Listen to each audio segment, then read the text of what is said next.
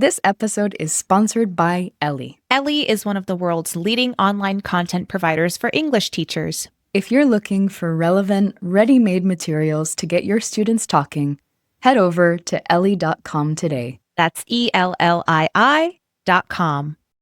The Teacher Think-Aloud Podcast is also proud to partner with the following podcasts. Hello, listeners. Do you like storytelling and folktales? Do you like learning how connected the world is? Or do you just need a calm voice reading you to sleep after a busy day? Well, that's what I'm here for. My name's Dustin, and I host Sandman Stories Presents. I take public domain folktales, add some sounds of nature, and read them to you. I am a teacher of almost 20 years, and I found my love of storytelling in my classes. Several years ago, my school got me into recording stories for public consumption. I turned that into Sandman Stories and have continued it since. So, if you like stories, storytelling, folk beliefs, cultural connections, or quiet reflections, come take a listen to stories that I'm privileged to read to you. Thank you, and good night. Tune in to Travel with Purpose, a podcast that shares meaningful ways travelers can engage in communities. Learn about the work of global nonprofits and the realities of the communities they serve. Build relationships with the locals through contributing to their community projects. Make an impact on lives, both theirs and yours. Travel with Purpose this year.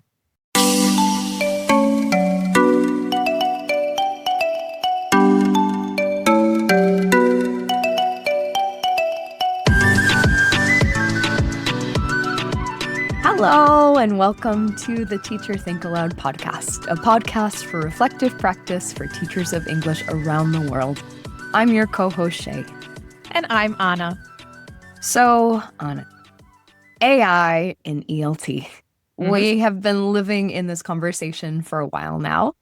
We've talked about it on the pod, we've talked about it in our classrooms, in our offices, and honestly, we've gone back and forth a bit between excitement and maybe low-key panic, right? More times than I can count. Yeah, there's a lot to weigh when it comes to AI. Environmental questions, ethical questions, implications on life, both inside and out of the classroom. And I think a lot of us find ourselves in a similar frame of mind, somewhere between, this is amazing, and what do I do with this? And should I even do anything with this? Right? So today we're sitting down with two people who've been thinking about this really carefully and really practically since the very beginning. Our guests are Rachel Toncelli and Ilka Kostka, both based at Northeastern University, both language educators, and two of three co-authors of Artificial Intelligence, Real Teaching, A Guide to AI in ELT. And what I love about their approach is that they lead with pedagogy, not with the tool. The question is never, how do I use this shiny new thing? It's, what are my students here to learn? And does this tool help them get here? In this episode, we talk about the biggest misconceptions teachers have about AI, why banning it doesn't work, and how to build critical AI literacy with your students.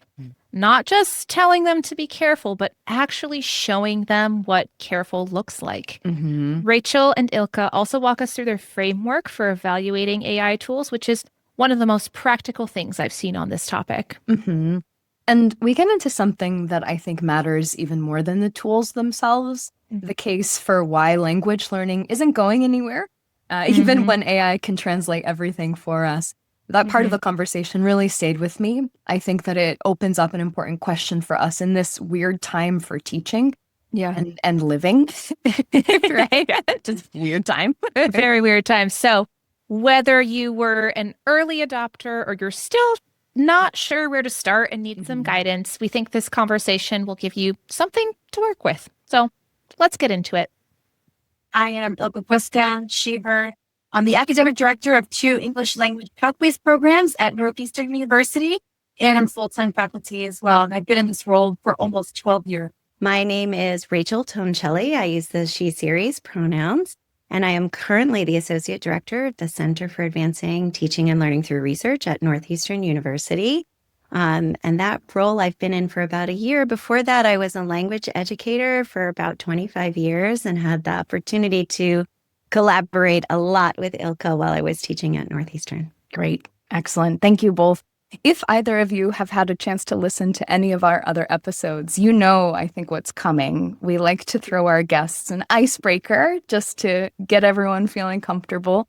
So because today a lot of our conversation is going to be around your guide, I wanted to make this book related. So I'd love to know, what is something that you've read lately that has got you excited? Hope you don't mind. I have the Teaching with AI, Practical Guide to New Era of Human Learning. I don't know, you can't see through my blurred background, but this is by Jose Antonio Bowen and Edward Watson. And this is the second edition of their best-selling book on AI, and just found it really interesting, really relevant, been updated since the first edition. And I don't know if you can see, but I have so many post-it notes here because this is really shaping my work right now. So it's exciting to see both of these authors giving speeches and posting on LinkedIn. You know, I followed them on LinkedIn and learning more about them. So like I learned that Jose is a jazz musician. Just really cool. Yeah, to get to know them and their work a lot more. So I've been using this a lot. That's why it's right within arm's reach. So that's what I've been enjoying. Yeah. Rachel, how about you? Yeah, their work is really inspiring and it's very helpful for sure. But when Shé asked the question, I immediately thought of a book that was recommended to me last week, and I'm kind of in the thick of it. And it's not teaching related per se, but it came to my attention in the context of, I was talking to someone about human flourishing and what does human flourishing mean in the age of AI? And it sort of became this anthropological conversation about how humans evolved and what it means to connect to other humans. And they recommended to me this book called The Dawn of Everything. And it's a new history of humanity by Graeber, and I think Wengrow is the other author. I don't have the book is in the other room. And it's sort of this reinterpretation of human history and this idea that humans used to always fight amongst groups. Maybe that's just the wrong interpretation. And maybe if we thought about anthropological history differently, we'd be better prepared to sort of think about the modern world. So totally off track of what we're going to be talking about today, but that's actually what I'm reading right now. Well, I think that's totally related to what we're talking about, right? With this, because humanity really is the center of AI. And that book, The Dawn of Everything, has been on my to-read list for years, and I just never get around to it, but it's been recommended to me by many people, including you now. So I would love to check that out. And I love that both of you are really thinking about the books that you're reading, especially you, Ilka, with that example through the lens of your current work. So let's talk about your current work. Shé kind of gave us a preview of your book here, but I'm just bringing it up on screen. I haven't finished it, unfortunately, but I'm working through it and I'm loving it. But so tell us a little bit before we talk about the book's specifics about how you two came to collaborate on the topic of AI in ELT. What gap in ELT resources prompted you to write this guide and work together?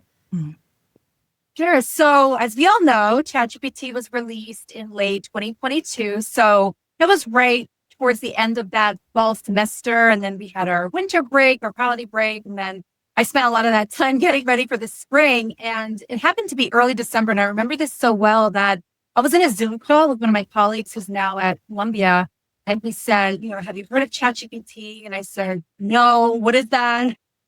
Which sounds so funny now because it's all we talk about. But then he did a screen share and just showed me. And I just remember the panic that I felt thinking that, oh my gosh, like this is a game changer. And I think I was thinking, well, the students know about this and now I know about it. I figured they would. So anyway, the next semester, I started polling my students informally and asking them if they had heard about it. And of course they had. The majority of my students that semester was a listening speaking course. They had heard about it. They had counts. So then I thought, okay, well, this is sort of the elephant in the classroom. And I just thought, well, let's try to figure this out. That was sort of my attitude very, very early on. This is January 2023.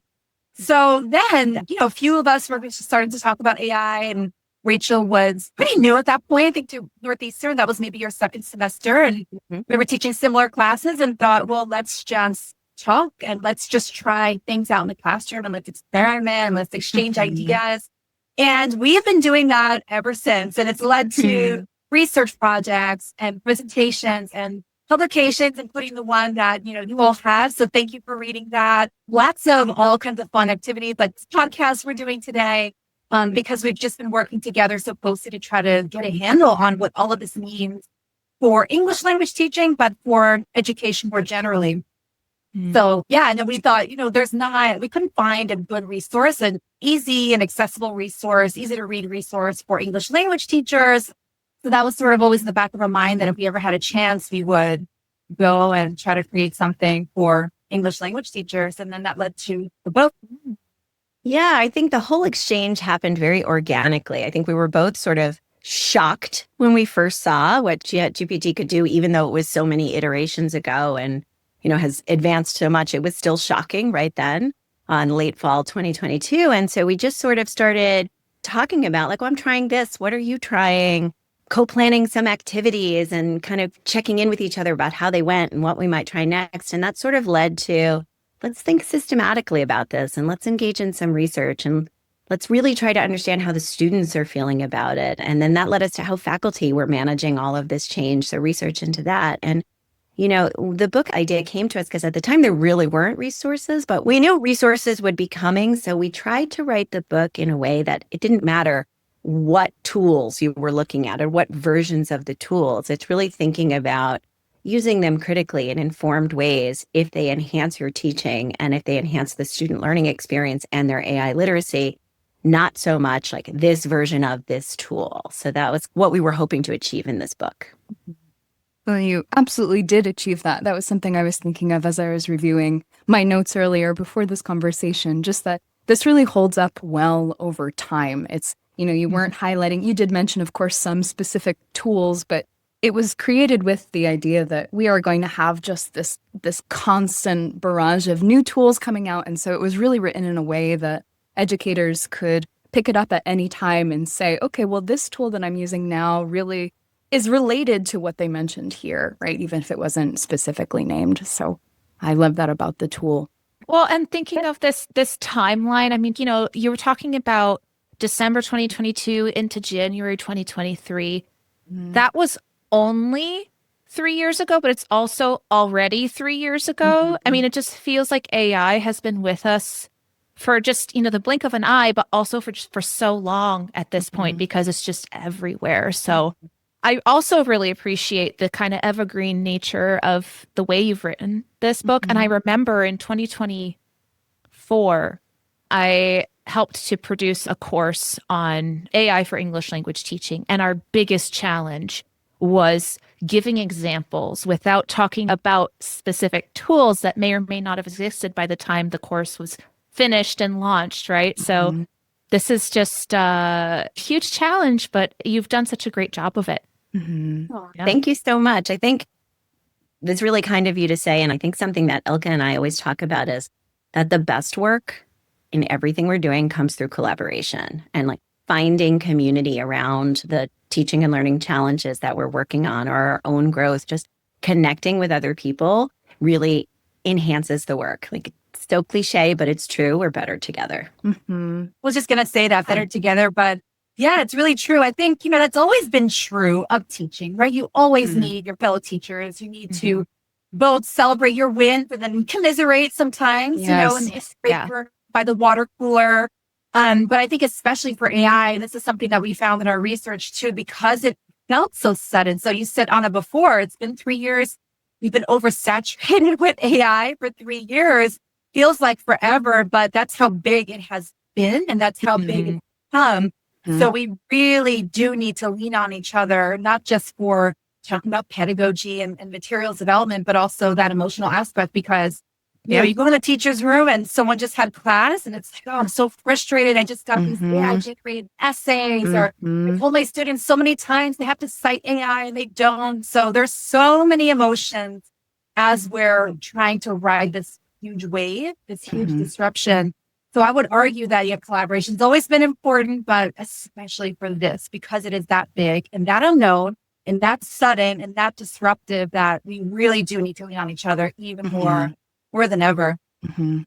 Absolutely. Yeah. Well, so the two of you were early adopters of AI, and some of your early work together really was focused on supporting fellow faculty members, right, on using AI themselves. And they would come to you with these questions like, what do I do? My student just, they just handed in AI generated paper. I've had so many of those now. It's unreal. But I think like some of the greatest challenges that teachers were facing back then, they're still facing now because not everyone has been an early adopter. So let's talk a little bit about some of the misconceptions, maybe we'll start there, that teachers have about using AI either themselves or just having the knowledge that their students are using AI. Yeah, that's an important topic to talk about for sure. And I think the biggest misconception that I would want to talk about is this idea, like, as you said, that, our students are using it, so we have to also use it. We have to understand it. And so transparency about that and ongoing use with our students is really, really important. But I kind of think there's a bigger misconception happening sort of in the world that I want to pause and talk about for a moment. And that is, we're all language educators by training, by heart, by love of doing that, of the value of language to connect people. I've been hearing a lot of people saying, well, language learning and language teaching is going to go away because of AI. Mm-hmm. And so I want to start with that misconception before we go into the what is transparency and trust in teaching and all of those other things. Yeah. Because I think we actually have a real case to make about the importance of language learning. I mean, look, AI has incredible translational capabilities, and those are valuable tools, and they can be very valuable in a pinch in certain circumstances, perhaps even life-saving in certain circumstances. But when we think about what it means to learn a language, and I know I'm preaching to the choir here, language connects us to each other, right? And when we can connect to other humans in their first language or even in a shared subsequent language, right? That allows us to try on different ways of naming the world and describing the world and having different values within that world. And we're all better because of it. So if we put AI in between that connection and we go, for AI mediated communication across peoples and groups, something is lost. And so I want to value AI translational capabilities and certainly have worked with students to think about how to use them in meaningful ways that will support them, but not remove their own ability to continue developing in language. And I think, as Ilka was just saying, we have more need now than ever as teachers to connect to each other. I'd say we also have more need now than ever in the world for people to really connect across linguistic and cultural diversity and finding what's the common humanity beneath that. And so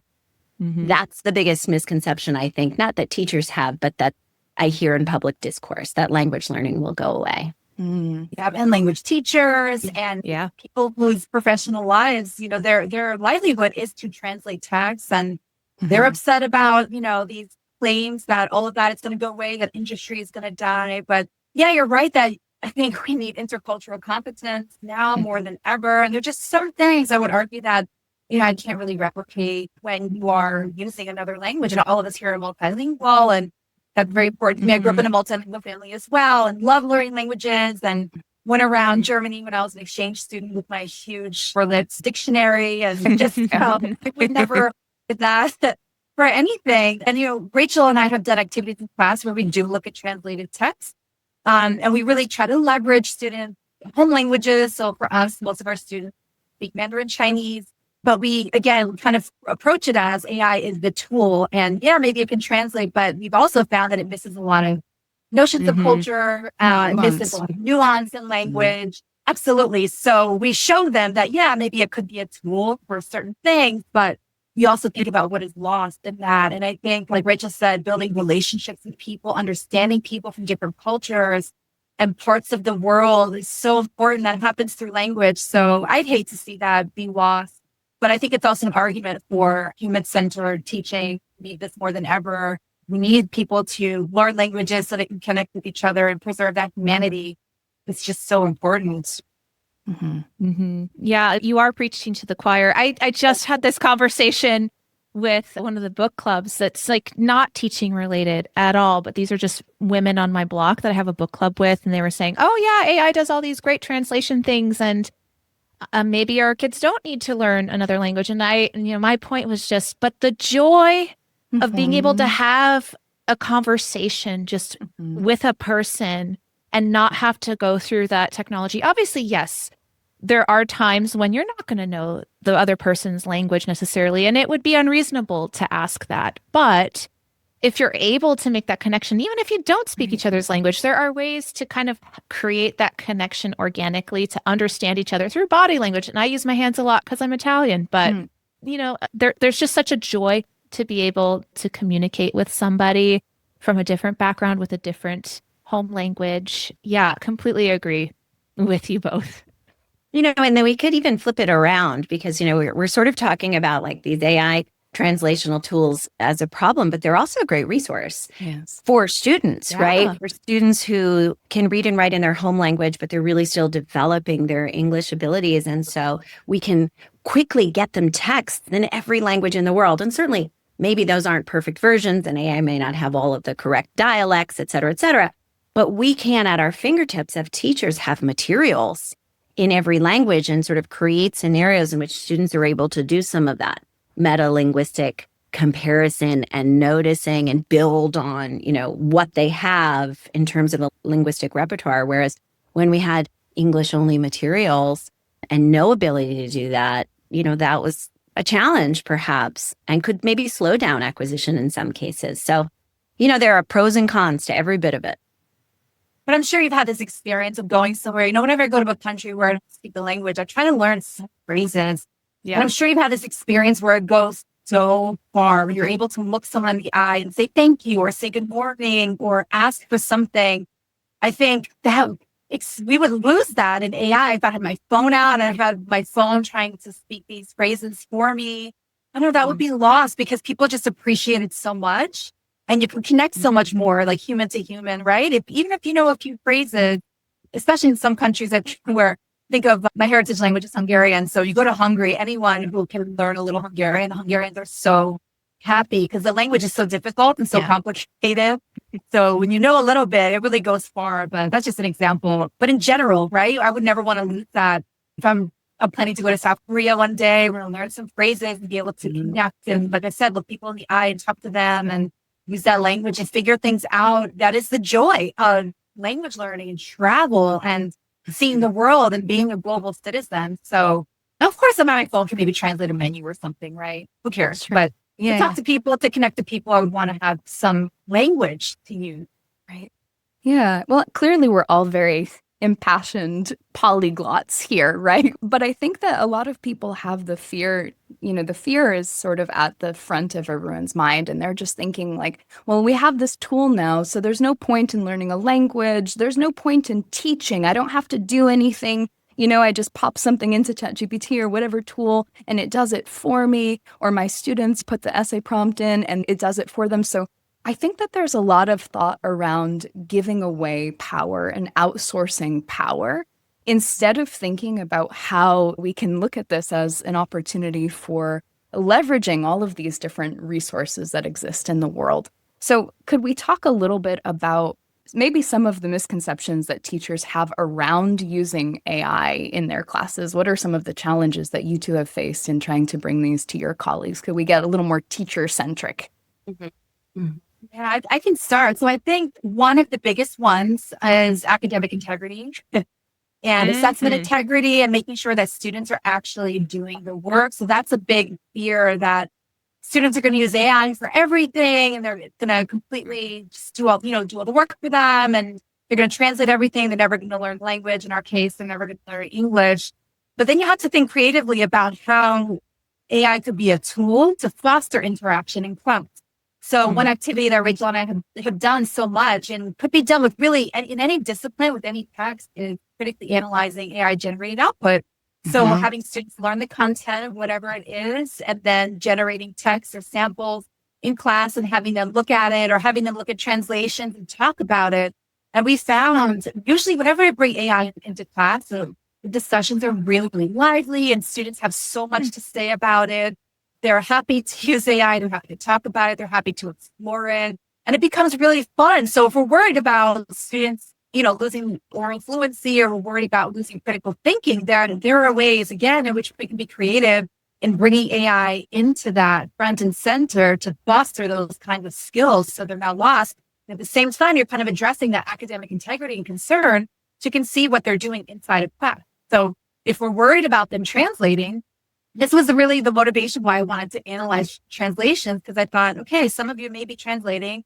Some of my students told me they were, and I thought, oh, well, let's talk about it. Let's see how good these translations are. And we did that in class. So just really great activities that were able to use both of their languages, English and their home language, and talk about AI and use AI, but then also build that critical AI literacy that they really, really need. Yeah, I would agree with everything Ilka said, and add that those conversations with students and using AI in class with students opens a door for all kinds of ongoing dialogue. And that's really important. If teachers are worried that their students are going to outsource everything, then you need to be having regular conversations about how to use AI, how not to use AI, and the purpose of schooling. What are we here to do? And we found that those ongoing conversations are deeply meaningful, and establishing with our students, what are our guidelines in this class for AI use, right? Not something that we're mandating, but something that we can determine together, thinking about different scenarios and asking the question in each scenario, would this support my learning, or would it be outsourcing my thinking? And so giving students some agency in our classes to think about that and opening up that dialogue has really helped. Because I think there is the misconception among some teachers out there that, well, I'm just going to ban AI. And that's just not going to work. Yeah, it's not, okay, maybe they're not going to use it in your class, or maybe they are anyway using it in your class, but they're certainly going to be using it outside of class. And so I think the onus is on us as educators to talk about it, teach them how to use it, teach them how to have judgment around their use of it. And so every time Ilka and I see a problem or a challenge with AI, we take it as a teaching challenge. Okay, let's bring this back to our students and talk about it with them. I was worried that some of my graduate students in a research writing class might be thinking the AI output was better than their own writing in English, because English wasn't their first language. And so brought it into class. Let's write an in-class real-time summary of something you're reading. And now let's ask AI to give us tips on it. And I did it in a shared Google Doc so that everybody could see everybody's original and what the AI suggested. And then I sort of gave them a permission structure to say, okay, you don't have to agree with everything. Mark what you like and mark what you don't like. And giving them the permission to say, oh, I don't have to like everything. And doing that in a shared space helped them see, oh, well, that doesn't sound like me, or that's not what I meant, and take some ownership back from the AI. And then I think the most meaningful part of that exercise was that it was in a shared classroom space and a document we could all see. I had them read everybody's, and I had multiple languages in the group, students writing about multiple disciplines that they were studying. And they noticed something really important. All of the summaries sounded the same. And so it was this moment, sort of an aha moment. And I think it's important for students to have those experiences that are facilitated by an educator to help them understand them and make sense of them. And then go back to thinking about okay, what am I here to do? What am I trying to learn? Why do I want to achieve this particular skill? It's really great that you're able to get your students to recognize that sort of flattening of their voice that happens when they're using generative AI in that way. I love how you've been really intentional about how you're getting students to still think critically about the work that they're doing and then the output from AI. I've had the same experience, Rachel, where my students have said, what the AI came up with is better than what I could come up with. And it's happened in multiple countries just recently. And it is sort of heartbreaking, right? It really kind of deflates you a little bit. It's no, you guys, your voice is what matters here, right? How can we use this as a tool to amplify your voice, right? But it's sort of a scary moment, right? We have this reckoning happening, and we do have to reconfigure how we're acting in the classroom. We really have to go back to the drawing board and think about how we're designing things that allow students to retain their voice and not be sort of flattened by AI. Right.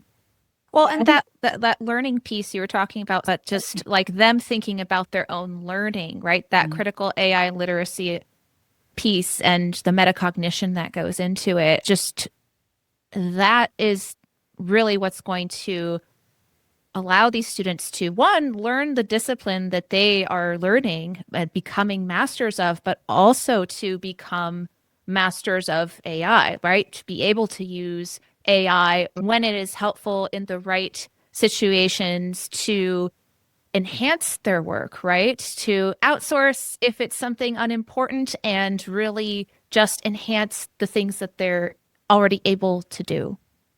I mean, there's so much to say about this. I I know. think the best way to do that is to really show students. So show, not tell, right? Like you could say all day, don't use AI, your voice is better, it's a tool. I mean, we can say that, but you really have to bring it into the classroom and show them, have them almost like physically highlight phrases and compare the translated text to really look at a bunch of summaries like Rachel has done. I've done this as well. Compare them across the board.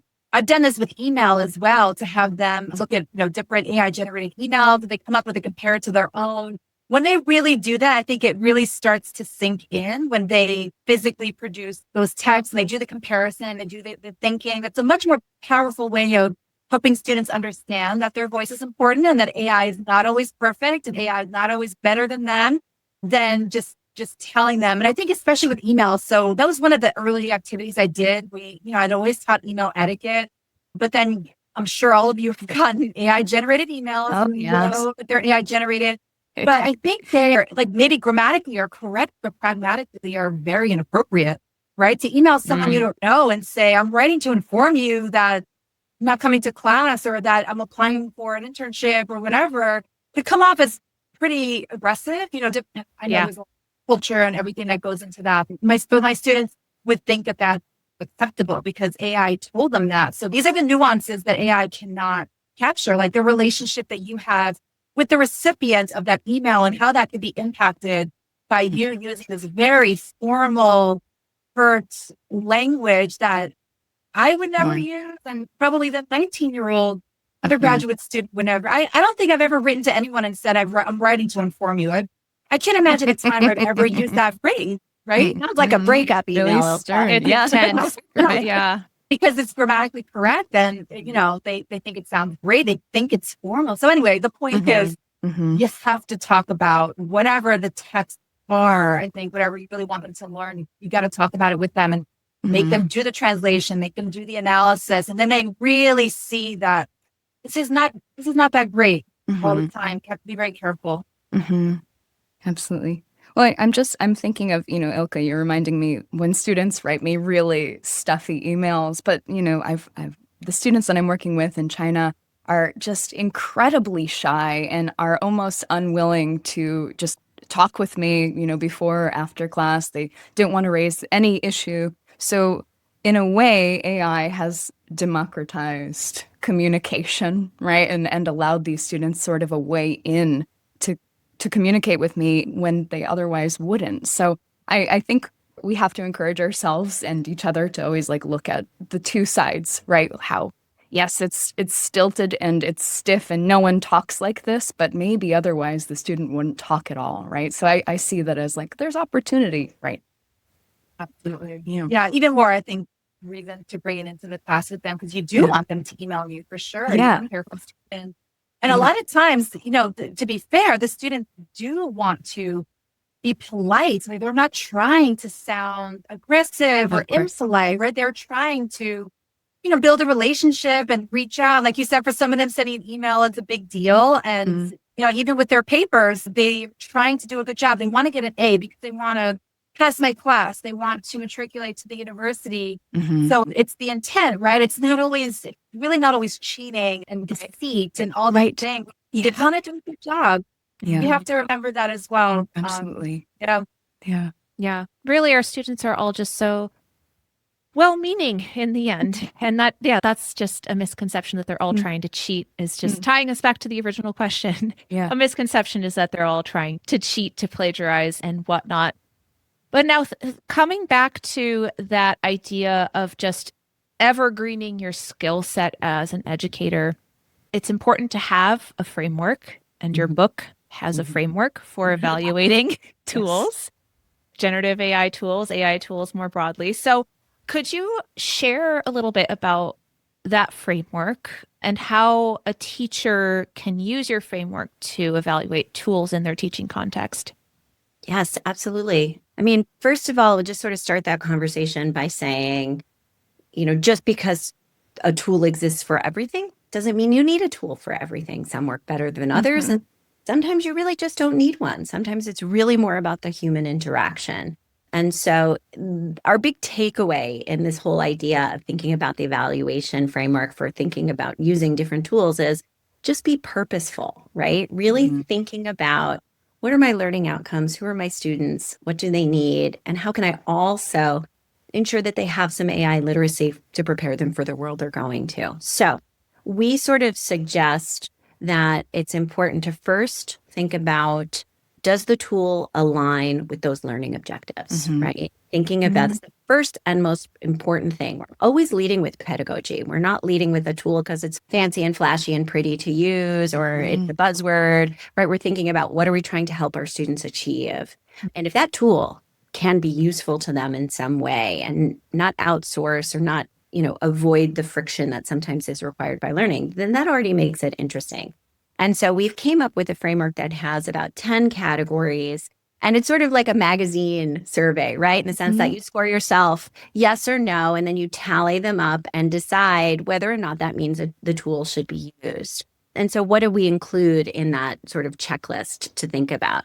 As I mentioned, does it align with your instructional goals? First and foremost, are you working on vocabulary acquisition or critical reading skills? Or do you want, as we talked about, do you want them translating across languages to think about cultural nuance, right? And does the tool help you with that? If it doesn't, then maybe you just don't even have to use an AI tool. If it does, then let's talk about a few other categories. Is it easy to integrate into what you're trying to do in the classroom? In other words, is it user-friendly?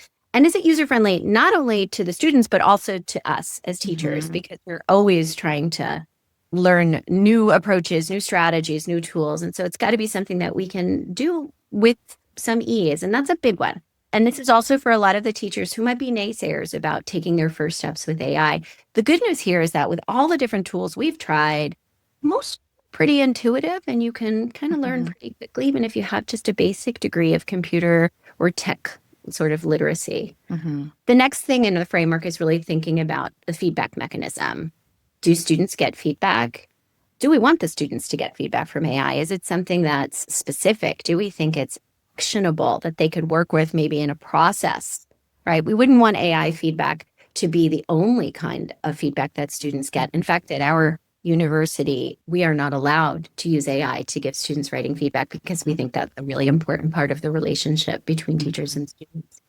As we're working our way through that framework, we also think about, cultural sensitivity is a big one because we're working with multilingual students and we know that AI output can be biased. It can reach for stereotypes, and we want to protect our students from that, but also make sure that they're aware of it if it is a risk. So it's another thing that we'll try to be talking to our students about in class. Teachers should also look at the data privacy and security policies. What happens when you input something into this AI tool? Is that data being collected? Is it being used to train something? Is it being shared? What happens to it? And that security is extremely important when we're thinking, especially about students inputting their work. And certainly we as educators wouldn't want to put in any, identifiable information, but we need to know what happens with anything we put into that tool, because that may just be a deal breaker. We need to protect our students' data. We also want to think about things like customizability. Can we do something to iterate upon the output? Cost is a really big issue in the framework. We don't want to aggravate inequities that students may have. Research and reviews are nice. It's good to see. A lot of people out there are doing a lot of work to think about what tools are really meaningful, how algorithms work, and if they're just going to try to please as opposed to something that really will support learning. So you can look to what are other people who are using this saying and make sure that that's actual people and not people who work for the company. And then just scalability. Is this something I could use with ease, with multiple classes, with multiple students, so I don't have 15 different tools that I'm trying to use? So that was a long answer, But the book nicely lays out those 10 categories with some questions under each category for you to kind of score them. And if you get good at using those categories, you're really thinking critically about what tools you're going to use, and you're thinking about your own why when it comes to AI tool use. We were talking a moment ago about students thinking about their why, essentially, and what they're doing in schooling. And so that's what we hope to do with our framework. Mm-hmm. And just for anyone who's listening and has a copy of your book, the framework starts on page 86. You can reference what Rachel has shared here. Let's sort of bring it home now with a final question. Knowing that the landscape has changed so much, teachers are at different points of comfort, right? So thinking of those teachers, no matter where they are on the spectrum of comfort, what can they do to engage with AI or continue to engage with AI and better equip themselves and their students in this new learning landscape? I would say AI is here. We cannot afford to not understand it. And so the best thing I would say is just try, take small steps, get started, find a colleague who might also be taking small steps, and start having these conversations with your students, start experimenting with tools. I would add to that. Yeah, we talked so much before about collaboration and all of the amazing things that Rachel and I have done because we've worked so closely together the past 3 years. So in addition to collaboration, I would say, the best way that I learn and I have learned about these tools is to use them myself. I have to be in there, I have to be clicking, I have to be checking things out, trying different features. That's the way that I remember, and that's the way that it makes sense to me. So I would say, start with one tool, something that you're interested in, one that you're curious about.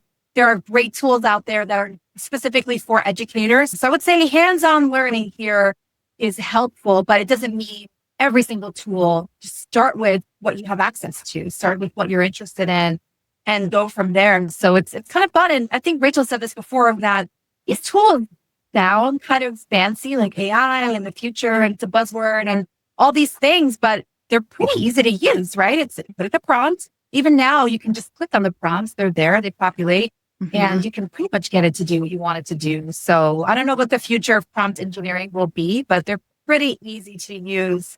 And you can just keep in an iterative process and keep prompting and trying to get the output you want. Just try it yourself, experiment and be open-minded and not see like, oh, let me see how great it is, but let me see what it can do. Sometimes it's great and sometimes it's not, though it will continue to evolve.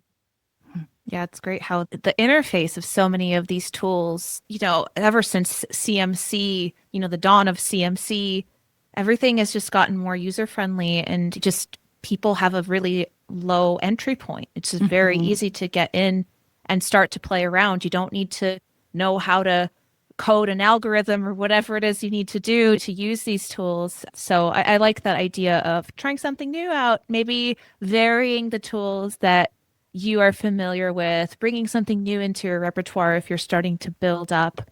Not just saying, oh, I've got ChatGPT, I'm done. You can try a couple other things depending on what you have access to. So I'm wondering if you have any plans for further resources, updates to your books, additional resources, anything we should expect from the two of you, partners in crime. Yeah, actually, you said something on that I want to go back to before we end. Something about like an easy entry point, right, with the interface. And it made me think, what I think the hardest entry point is the mindset of educators, because there's still a lot of educators out there who don't want to touch it. They don't want to talk about it. It's like, let's ban it from my classroom. AI is cheating. AI is immoral. It's unethical and irresponsible. And they don't want to, kind of have anything to do with it. So changing that mindset is hard, because I think we're at a point that we can't really not pay attention to AI anymore. But at the same time, we're not saying that you should use AI and it's amazing and it's so innovative. Use it for everything. We're saying we should take a balanced approach, right? We've been talking about building critical AI literacy skills, right? And thinking of it as a tool, as a support, but not to replace language learning and going abroad and using the language skills that you have and all those things that we talked about. So that is a barrier. But in terms of the companion resources, we tried to write the book in a way that it would focus on parent teaching and learning practices instead of the actual tools and the version of the tools, because that's going to continue to change. So we very much thought it's hard to write a book on AI. By the time it comes out, there's going to be new tools. And then now there are things in there that we, didn't anticipate. And I was thinking as we were talking about the tool evaluation checklist, I was wondering, do we need to add anything to that now? Do we need to tweak anything based on what we know? Because this has now been over a year since the book came out. So that will continue to evolve. But again, we were very careful to write it in a way that we're focusing on good teaching and principles that could carry us forward for as long as possible as AI continues to evolve. Yeah, and I would just add to that one of the things we tried to do in the book was to make it an interactive book, because we've talked so much about the value of community. We wrote the book hoping that people would engage with other educators as they read through it. And so that's why it's loaded with those make it your own activities that sort of encourage you to try things and talk to other people and build your own little community of practice.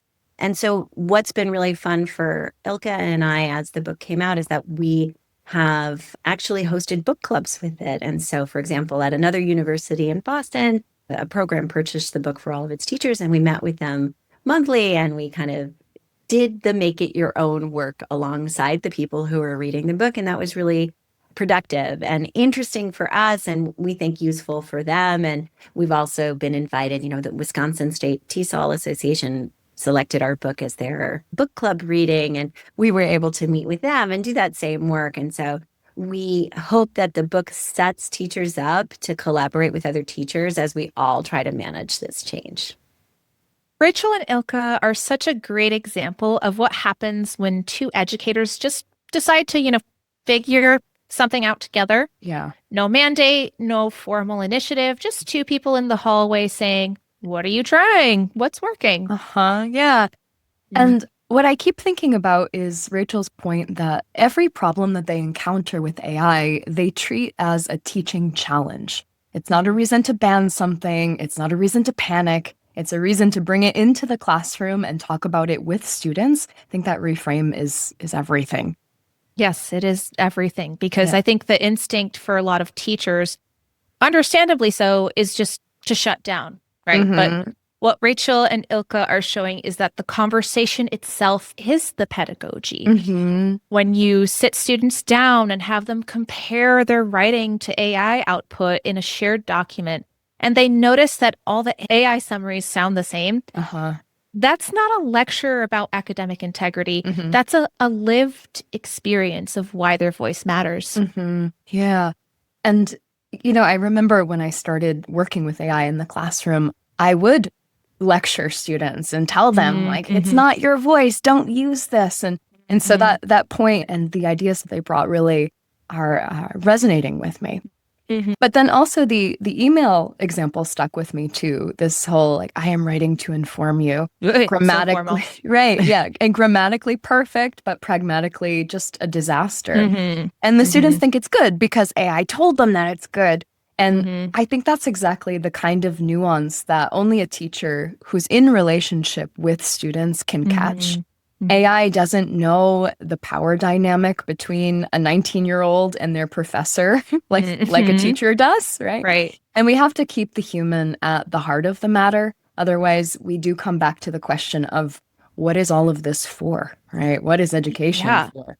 Totally. And I think the framework they shared, those 10 categories for evaluating AI tools, that's a fantastic practical takeaway. And I think, take a look at that book. It's a great place to really get a sense of what those are. I need to see it in front of me. But, it starts with the right question. Does this align with my learning objectives? And that question helps you differentiate between just a cool tool and one that your class actually could benefit from. We'll link to the book, Artificial Intelligence, Real Teaching, A Guide to AI in ELT, and the other resources mentioned during the episode in the show notes, of course. I know that you and I both have some favorites that we could barely keep to ourselves during our conversation with Ilka and Rachel, so we'll share them too. That conversation could have kept going, but, got to keep it short for the episode. And of course, listeners, we want to hear from you as always. How are you navigating AI in your classroom? What tips or tricks for implementation do you have to share with teachers trying to do the same? You can reach us on social media or email us at teacherthinkaloud@gmail.com. We read everything you send. We get really excited when you do. And your reflections genuinely shape where this podcast goes next. If this episode resonated, please share it with a colleague, especially someone who might be still in that just ban AI camp, right? This conversation might be the little nudge that they need. Thanks for listening. Thanks for thinking alongside us and for the work that you do every day, especially when it's challenging. Until next time, friends, happy teaching. And happy reflecting.